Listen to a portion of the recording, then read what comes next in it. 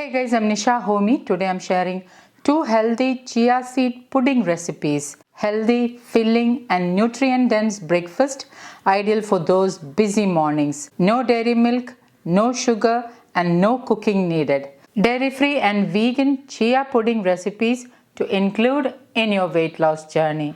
So let's get started with the recipes. I have already soaked 10 cashew nuts and I soaked the cashew nuts for about 15 to 20 minutes. Instead of cashew nuts, you can use overnight soaked and peeled almonds. Into my small chutney grinder, I am adding in the soaked cashew nuts. I have measured 1 cup of water and from that I am adding in 1/4 cup water into the chutney grinder. And I'm going to blend this really well. And now the cashews are nicely blended. I'm adding the blended cashews into a container in which I'm making the chia pudding. Into the chutney grinder, I'm adding in the rest of the water so that I can wash down the residue cashew into the small container. And my homemade cashew milk is ready. So this is 1 cup of cashew milk. Into this, I'm adding in 1.5 tablespoon of chia seeds. With a spoon, I'm giving this a good mix. Chia seeds are a good source of fiber, omega-3 healthy fats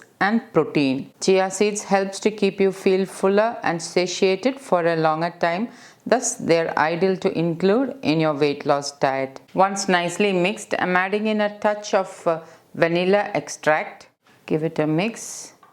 I'm going to keep it for about a minute like this. After about a minute, give it a good mix. And now I'm going to cover it and I'm keeping it in the refrigerator overnight. And the next day morning, the chia seeds are perfectly swelled up and it's ready to add some toppings. As a topping, I'm using jamun, which is also known as Java plum, Indian blackberry or Nyaval param in Malayalam. There is a pit inside the jamun. Hence, I'm slicing it like this and then slicing it into small pieces. I have already sliced a handful of jamun and I'm adding this as a topping over the chia pudding. Jamun is a low-calorie fruit and it is loaded with vitamin C, minerals like iron, calcium, phosphorus, magnesium and folic acid. It is also high in antioxidants. I have already soaked 1 tablespoon of sunflower seeds.